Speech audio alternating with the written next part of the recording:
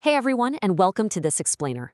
Today we're unpacking something pretty wild, the Panama Logic, and exactly how engineering a global geopolitical weapon completely rewrote the rules of power for the 20th century, and honestly, beyond. Most people look at the Panama Canal today and just see a massive, convenient ditch in the dirt, right? A waterway that saves cargo ships a bit of time. But when we actually dig into the historical context and the sheer ambition behind its creation, we see it for what it truly was. It was the ultimate geopolitical weapon. We're going to explore how a tiny, malaria-infested strip of jungle was systematically transformed into literally the most valuable piece of real estate on the planet. We'll look at the calculated maneuvers used to secure it, the incredible engineering it took to build it, and how the underlying logic of this canal still dictates the flow of global trade and military supremacy today. Let's get into it. To really wrap your head around the immense scale of this ambition, you have to put yourself deep into the mindset of the late 19th century. Global superpowers were fiercely competing for dominance, and they became absolutely obsessed with a single, seemingly impossible dream.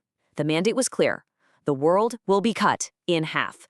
They literally wanted to physically sever the Americas to create a permanent, engineered shortcut between the Atlantic and Pacific Oceans. It sounds like absolute science fiction for the 1800s. Moving mountains and merging oceans wasn't just a casual engineering proposal. It was a desperate race. This intense need to connect the two oceans was the primary driving force behind a century of dangerous exploration, massive financial gambles, and eventually, one of the most incredible and costly engineering feats in human history. So what's driving this desperation? Well, it comes down to a concept we call the logic of the port.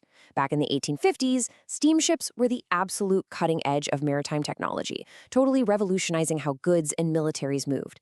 But they had a major crippling flaw: the coal problem. Steamships burned through their coal supplies incredibly quickly.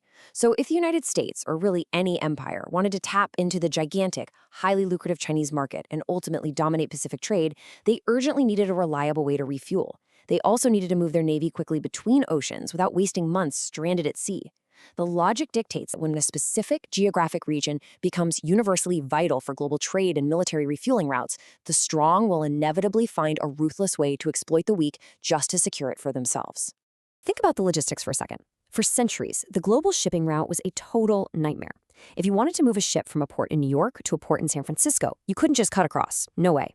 You had to sail all the way down and around the notoriously stormy, freezing, and incredibly dangerous tip of South America. In this booming new age of steam and global commerce, the old route was an absolute logistical disaster. It was agonizingly slow, incredibly prone to shipwrecks, and outrageously expensive. A direct Central American shortcut wasn't just about convenience. It was a complete paradigm shift. A direct, highly lucrative, and fast path that would instantly grant whoever controlled it a massive, unassailable strategic and economic advantage over every other nation on Earth. Number 1. The stolen province engineering a country. So Panama actually wasn't an independent country at the time this massive shortcut was being planned. It was a northern province of Colombia. And as you might completely expect, the Colombian government wasn't exactly thrilled about the idea of handing over a massive, incredibly valuable chunk of their sovereign land to the Americans just so a foreign power could dig a trench through it and control it forever. The United States tried to negotiate, but when it became crystal clear that they couldn't just buy the land on their preferred terms, they realized diplomacy had hit a brick wall. If they wanted this canal, they were going to have to pivot and figure out a completely different, much more aggressive strategy to get the dirt they needed. The U.S. leadership under President Theodore Roosevelt basically decided that if Colombia wouldn't sell the land, they would essentially engineer a brand new country that would.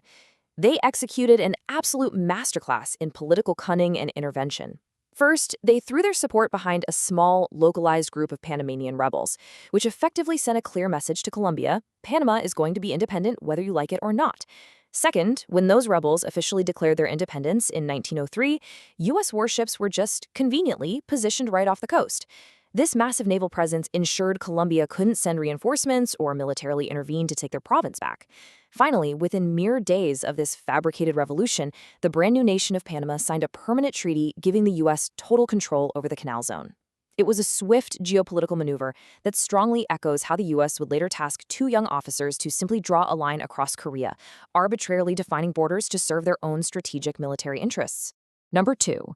The price of the miracle: brawn, brains, and brutality. All right, so moving from a signed piece of paper in Washington to physically slicing the world in half down in the jungle required a massive, totally unprecedented, and deeply costly undertaking. The political hurdle was cleared, sure, but the physical reality of the Panamanian jungle was a nightmare. Overcoming it required immense brawn, brilliant engineering brains, and, as historical records very clearly show, a deeply unsettling level of human brutality to keep the whole machine moving forward. The difference in execution between the two major attempts to build this canal is profound. Remember, the French had actually tried to build this exact shortcut years before, and they failed miserably. Their strategy relied almost entirely on throwing more brawn than brain at the dense jungle. It quickly devolved into a failed experiment plagued by rampant diseases like yellow fever and malaria, which ultimately bankrupted the investors and cost thousands upon thousands of lives. The US watched this happen and realized they needed a completely different paradigm. They used indicative planning, which essentially means setting high-level centralized state goals while heavily coordinating and investing in local infrastructure. They treated the canal zone like a massive nation lab. They paved roads, built entire modern cities, established state-of-the-art hospitals to eradicate mosquitoes, and used advanced Dutch-style dikes and massive concrete sluices to literally tame the raging waters of the Chagres River. It was, by all accounts, an undeniable engineering miracle. But, we really have to look past that pristine concrete for a second to examine the darker reality behind this massive state-led investment. The incredible success of the American Canal Project represents a deep paradox of violent brutality. The gleaming locks, the eradication of disease, the ultimate triumph over nature. None of that was solely the result of brilliant American engineering and medical advances. They tilled the earth, absolutely, but at what cost? The sobering truth is that this monumental pathway for global capitalism was built directly upon the backs of immense, systemic human suffering and exploitation. The human cost of this mega project is absolutely staggering. To make this engineering miracle physically possible, tens of thousands of West Indian laborers were imported into the jungle. These men were forced into the very bottom of a rigid, segregated hierarchy. They were paid literal pennies for backbreaking, highly dangerous work that involved massive amounts of volatile dynamite and heavy machinery. They were forced to move literal mountains of earth under a labor regime so incredibly brutal that historical sources describe it as eerily similar to the atrocities of the Congo Free State. It was a system where human lives were routinely and callously sacrificed for the sake of European and American profit margins. This was the dark, grueling, and deeply unjust reality required to finally cut the world in half. Number 3. The ultimate shield, mastering global logistics. So, once the immense physical and human tolls were paid and the canal was finally completed, it offered an unprecedented, world-altering geopolitical payoff for the United States. This wasn't just some toll booth for cargo ships to pay a fee as they passed through. It was a heavily fortified military and economic fortress. By controlling this narrow waterway, the U.S. gained an impenetrable shield and effectively unlimited, rapid trade access between two oceans. This logistical mastery effectively blocked other global empires from challenging American naval and commercial dominance in the Pacific theater for generations to come. And that brings us to the crucial takeaway here. The United States basically proved to the entire world that true global superpower dominance doesn't just stem from what natural resources happen to be buried in your soil. You don't just need gold or oil. True, lasting wealth and unassailable power come directly from your ability to control the logic of the world's trade routes. By mastering global logistics, dictating the flow of maritime traffic, and permanently securing the ultimate shortcut between the oceans, the U.S. cemented a structural geopolitical advantage that fundamentally shaped the entire 20th century.